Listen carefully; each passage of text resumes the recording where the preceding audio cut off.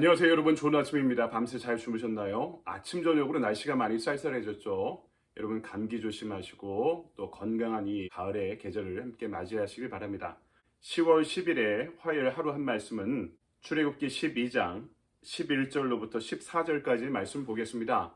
그런데 여러분 가능하면 1절부터 14절까지를 다 읽어주시고요. 더 가능하시면 12장 전체를 읽어주시면 더 큰 도움이 될 것 같습니다.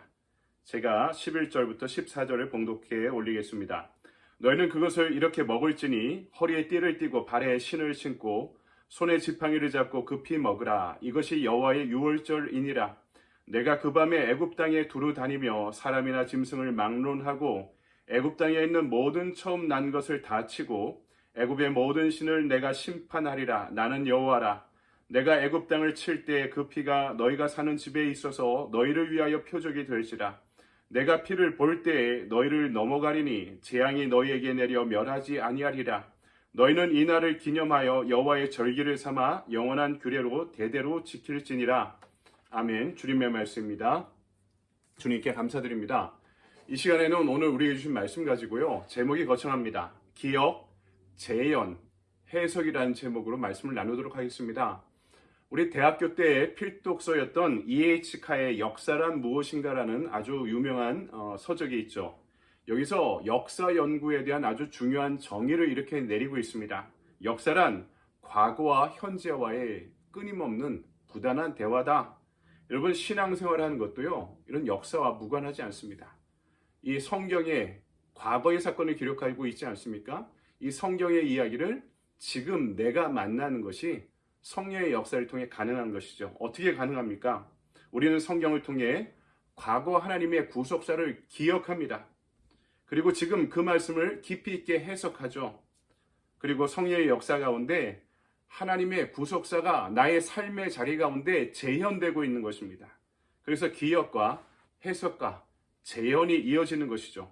오늘 우리가 읽은 말씀은 출애굽을 시작했던 유월절의 사건을 기록하고 있죠. 아주 성경에서 중요한 모티브가 되는 매우 중요한 사건입니다. 그런데 이 유월절의 사건이 신약으로 연결되면 예수 그리스도의 십자가와 성만찬의 사건으로 기억되고 해석되고 재현되고 있는 것을 보게 됩니다. 그리고 이 말씀은 오늘 우리에게까지 이어지죠. 이 말씀을 기억할 때 우리 이 말씀을 예수 그리스도의 십자가의 빛에서 해석하고 우리의 삶에서 재현하며 살아가는 것입니다. 그럴 때 오늘 우리 이 말씀은 우리에게 어떤 의미를 지닐까요? 먼저 이 말씀은 단절과 시작을 알립니다. 과거에 대한 단절, 그리고 새로운 역사의 시작을 알리고 있는 것이죠. 마지막 10번째 심판은 무엇입니까? 애굽 사람들이 가장 소중히 여기는, 아니 이 세상의 모든 사람들이, 심지어 생명들이 가장 소중히 여기는 그 생명과 재산을 계승하는 장자들, 이 처음 난 것의 생명을 취하는 것입니다. 애굽 땅 전역에 있는 모든 동물과 사람들의 장자를 하나님께서 취하겠다 말씀하신 것이죠. 여러분, 부모에게 자식은 선물입니다. 그런데 그 자식이 우상이 될 때도 있지요. 너무나 사랑스러운 존재인데 때론 자신의 못다한 꿈을 이루기 위한 이기적인 희생양으로 삼을 때도 있습니다. 그렇게 잔열한 존재가 우상이 될 때도 있고 왜곡된 존재가 될 때도 있다는 거죠. 자식은 나에게 행복일 수도 있고 고통일 수도 있습니다. 하지만 이 자녀가 심판의 대상이 되었다라는 것은 자녀도 우상이 될 수 있다는 사실을 우리에게 분명하게 경고하고 있는 것입니다. 그들을 결코 내 소유로 여기지 말라는 것입니다. 그들은 하나님의 것이기 때문이죠. 나에게 선물로 주어진 것이지 내가 내 마음대로 할 수 있는 소유가 아니라는 것이죠. 제가 미국에 와서 언젠가 은퇴하신 제가 아는 한 교수님을 찾아간 적이 있었습니다. 부부가 일찍 유학을 와서 남편은 철학 박사학위를 받고 아내 되시는 사모님은 영문학 박사학위를 받으신 분입니다. 부모의 영향을 받아 두 아들과 한 딸이 있었는데 이 자녀들도 대단히 똑똑한 자녀들, 재원이었습니다.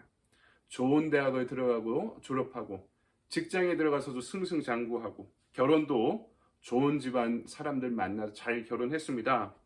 그런데 이분을 만날 때 어떻게 이렇게 자녀들 잘 키우셨어요? 자녀들 키우는 게 이민생활하는 저에게도 참 큰 고민이라 여쭤봤더니 그분의 대답은 제 예상과 전혀 다른 답변이었습니다. 목사님, 그냥 아무것도 바라지 마세요. 그냥 매일매일 사랑한다, 사랑한다 하면서 안아주세요. 근데 제 아이들은 이 미국에서 욕심을 갖고 경쟁에 이기는 아이들로 키웠지만 새 아이다 지금 하나님을 믿지 못하는 어른들이 되어버렸습니다. 그저 사랑하며 키울 걸, 경쟁에서 이기고 성공한 사람이 아니라 예수 잘 믿는 사람으로 키울 걸. 그러니 지금 같이 있을 때 목사님 매일매일 안아주며 사랑한다, 사랑한다 이야기하며 키워주세요. 그보다 더 소중한 것이 없는 것 같습니다. 자녀가 우리에게 큰 기쁨이며 자녀가 우리에게 큰 재앙이 되기도 합니다. 오늘 10번째 재앙은 자녀를 심판하는 깊은 밤이 이스라엘에게는 새로운 아침과 맞닿아 있음을 보여주고 있죠. 그날을 통해 이스라엘은 이제 고통의 역사를 단절하고 하나님과 새롭게 출발할 준비를 하고 있었던 것입니다. 그래서 이 6월, 넘어간다는 단어, 영어로 패스 오버라는 뜻을 갖게 된 것이죠. 뭘 향해 넘어갑니까? 바로를 섬기는 삶에서 하나님을 섬기는 삶으로 넘어가는 것입니다. 노예에서 자유민으로 넘어가는 것입니다.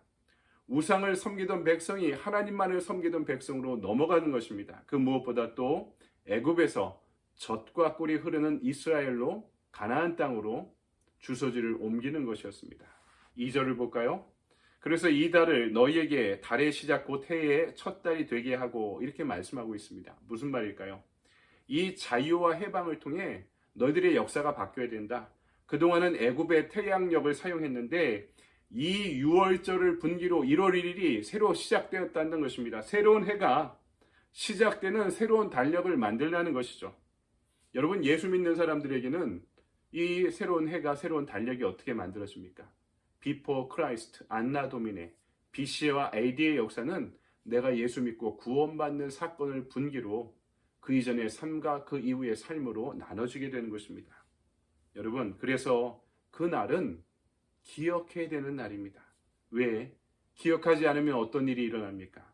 과거가 좋았는데 애굽에서 노예로 지낼 망정 내가 주인의 고기 가마에서 떨어지는 이 고기를 주워 먹고 살았는데 다시 노예의 습관으로 노예의 시간으로 돌아가려고 하는 것입니다.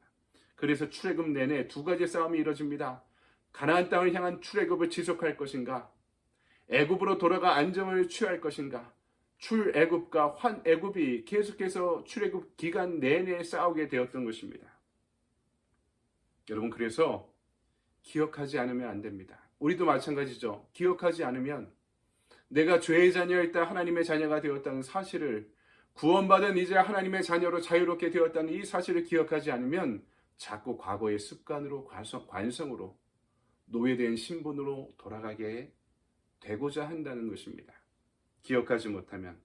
그래서 여러분, 기억하려면 기억의 대가를 치러야 하는 것이죠. 두 번째로 오늘 말씀은 그래서 이들은 출발을 향한 희생양을 하나님께 드리게 됩니다. 이스라엘의 새로운 역사를 시작하기 위해서 준비한 핵심이 무엇입니까? 희생제물, 어린 양을 희생제물로 드리는 것이었습니다. 흠없고 순전한 어린 양의 희생제물의 피를 드리는 것이었습니다. 모든 이스라엘의 가족들은 6월절을 준비하며 각 가족들을 대표해서 흠없고 깨끗한 양을 한 마리씩 희생제물로 준비했습니다. 여러분, 이것이 쉬운 일일까요? 아닙니다. 흠없고 순전한 어린 양. 여러분, 가정에 강아지, 고양이를 생각해 보십시오. 이러면 흠없고 순전한 어린 양? 여러분, 이것은요, 씨, 순, 양이었을 가능성이 많습니다. 이 양떼들을 번식시키기 위해 잘 관리하고 애정을 다해 키운 자녀와 같은 가족과 같은 그런 순양이었을 가능성이 많습니다. 그런데 여러분, 내 강아지도 내 고양이도 나를 위해 죽이기 힘든데 내 가족 같은 피부치를 지금 드려야 한다는 것입니다. 쉽지 않았을 것입니다. 하지만 반드시 드려야만 했습니다. 생명을 살리기 위해서는 반드시 생명을 취하는 것이, 핏값을 치르는 것이 구원의 법칙이었기 때문입니다. 하지만 매년 지속되는 이 희생의 절기, 그리고 희생의 제물은 제한적이었습니다. 한시적이었다는 것입니다. 죄를 지을 때마다 계속해서 반복해서 드려야 되는 불완전한 속죄의 제물이었기 때문이죠. 제사는 있고 순종이 없는 믿음이 그들에게 지속된 것입니다. 이제 성경은 이 6월의 절기에 인류의 속죄를 위해 단 한 번 영원히 드려질 새로운 제물을 필요로 하게 되었던 것이죠. 바로 예수 그리스도라는 희생의 제물을 하나님께서 우리를 위해 드리게 되셨던 것입니다. 그래서 히브리서 9장 11절 12절은 이렇게 말씀합니다. 제가 세번역 성경으로 읽어드릴게요. 그러나 그리스도께는 이미 일어난 좋은 일을 주관하시는 대제사장으로 오셔서 손으로 만들지 않는 장막, 다시 말하면 이 피조물에 속하지 않은 더 크고 더 완전한 장막을 통과하여 단 한 번의 지성소에 들어가셨습니다. 그는 염소나 송아지의 피로소가 아니라 자기의 피로소, 우리에게 영원한 구원을 이루셨습니다. 아멘. 기억하십시오. 우리에게 새로운 해가, 새로운 인생이 시작되었습니다. 해석하십시오. 구약의 출애굽 사건은 신약의 예수 그리스도의 십자가의 희생과 사랑으로 이어지고 있습니다. 재현하며 살아가십시오. 이처럼 우리가 예수 그리스도의 십자가를 기념하고 따를 때, 그 십자가 안에서 받아들여지게 될 때 우리 삶에, 우리 존재에 놀라운 변화가 일어나게 될 줄 믿습니다. 우리는 십자가를 통해 아직까지 우리를 억압하고 있는 과거의 문제를 풀 수 있게 되었고, 하나님의 자녀로서 무한한 은총의 자원으로 살아가는 열린 미래를 갖게 되었기 때문입니다.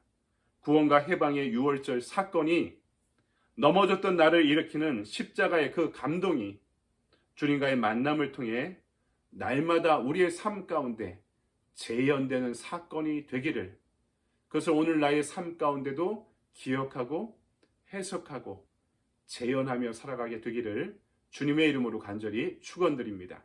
아멘. 적용의 질문입니다. 흠없고 순결한 예수 그리스도로 인해 우리가 하나님의 사랑과 구속의 은혜를 얻은 것을 묵상할 때 우리는 하나님께 무엇을 희생 제물로 드릴 수 있을까요? 여러분, 이 적용의 질문을 잘 묵상해 보시기 바랍니다. 오늘의 액션 플랜입니다. 하나님이 기뻐하시는 일을 위해 제물을 사용하기. 나는 무엇을 위해 희생할까?